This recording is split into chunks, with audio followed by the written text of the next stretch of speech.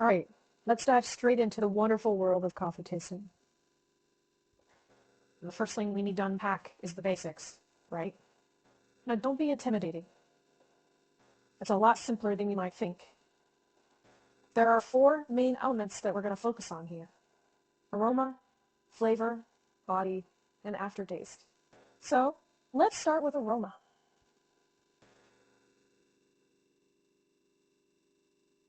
Ah, yes. The aroma of coffee is that first burst of scent that hits your nose when you open a fresh pack of beans or when your brew is ready. It's the first hint of what's to come. The aroma can often give us a clue about the flavors that we'll taste. It can be fruity, floral, nutty, chocolatey. You get the idea. It's on to flavor. Flavor is, well, The taste that dances on your tongue when you take a sip. it's a complex mix of things like sweetness, acidity, bitterness, and that's just the start. You could find notes of anything from berries to caramel to spices in your cup. It's a real adventure for your taste buds. Next, we have the body. Now, you might be thinking, body. My coffee has a body. Yes, it does. Body refers to the weight or thickness of the coffee on your tongue. It's the sense of heaviness or lightness, the texture you feel in your mouth. A coffee can be light and tea-like, or it can be full and creamy, or anywhere in between. And finally, we have the aftertaste. This is the flavor that lingers after you've swallowed your coffee. It might be sweet, it might be bitter, it might be clean and crisp, or it might be long and complex.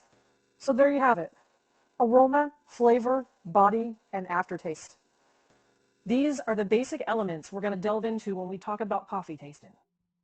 Remember, there's no right or wrong here. It's all about exploring and enjoying the experience. So, ready to embark on this journey with me? All right, let's move on to our next topic.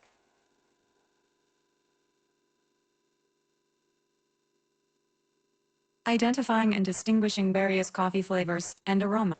Now, you might be thinking, how can coffee taste like anything other than, well, coffee?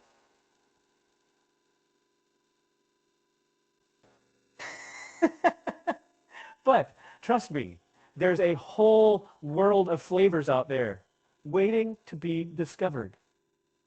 The first thing you need to know is that coffee flavors and aromas are often categorized into groups. These groups can be things like fruity, floral, sweet, nutty, and so on. But it's not just about identifying these broad categories. It's also about being able to find the specific notes within them.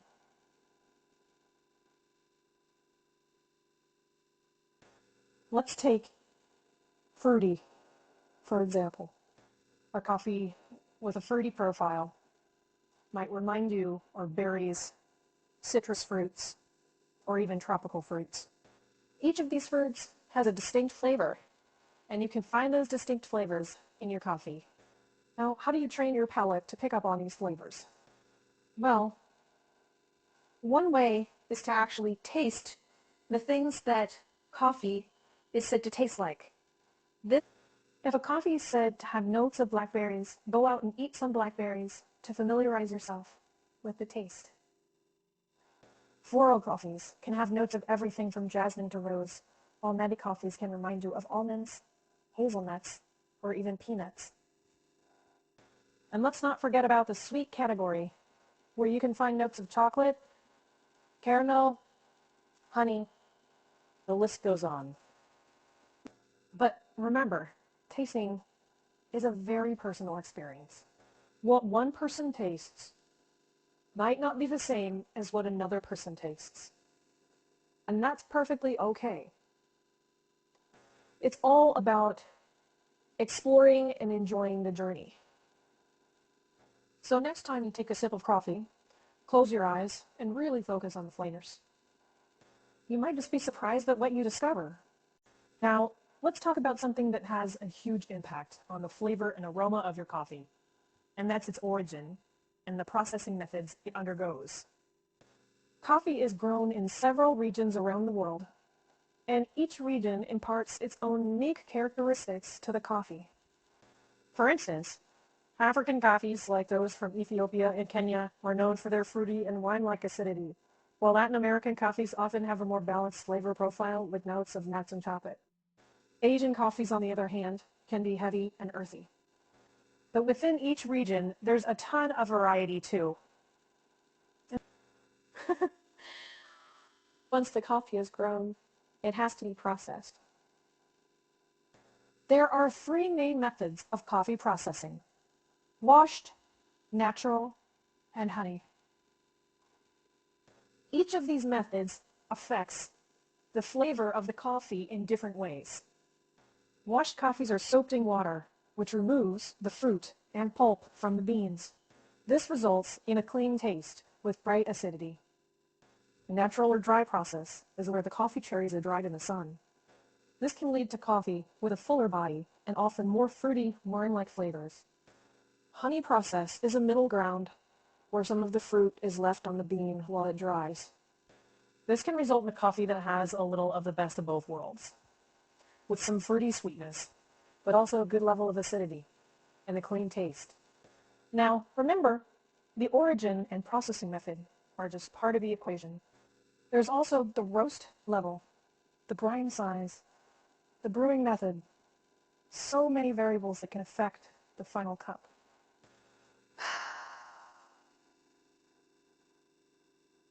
But that's part of the beauty of coffee, right? Every cup is a new experience, a new journey. So let's continue exploring together. All right, now we're going to delve into the world of coffee cupping.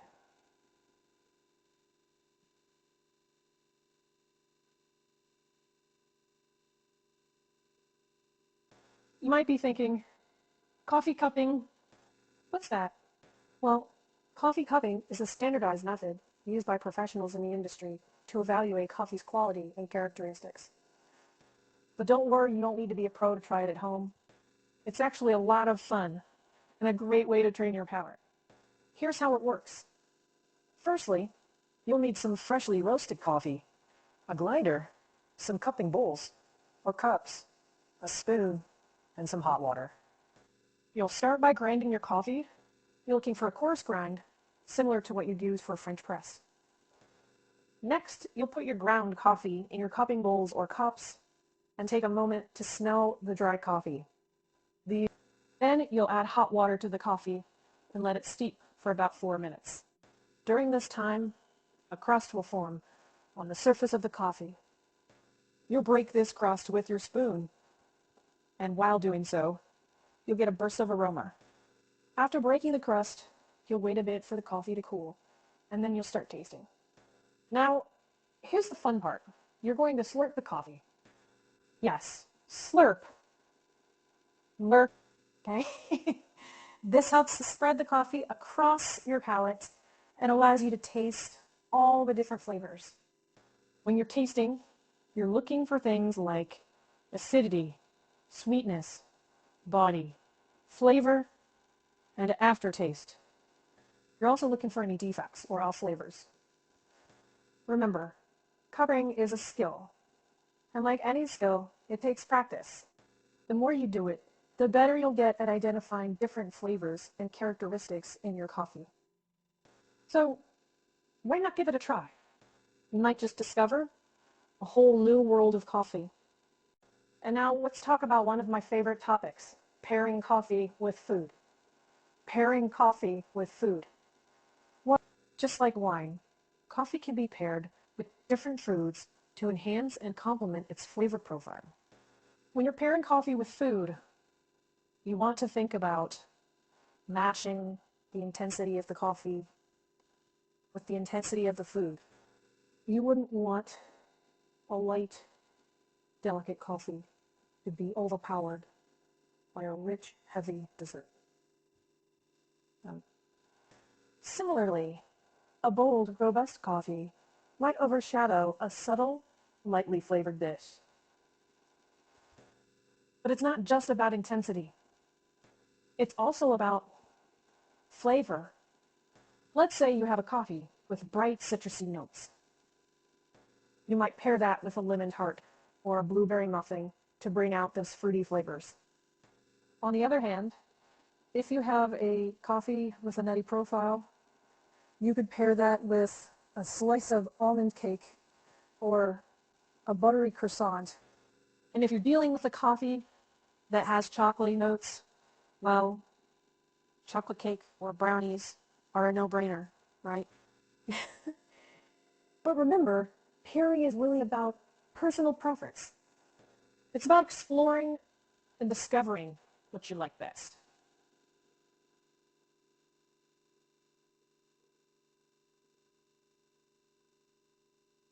So don't be afraid to experiment. Try different combinations and see what works for you. And most importantly, enjoy the process.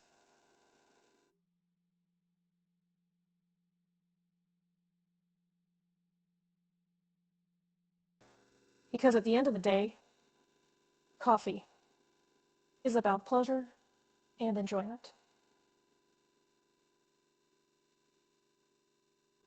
So go forth, explore, and savor every sip.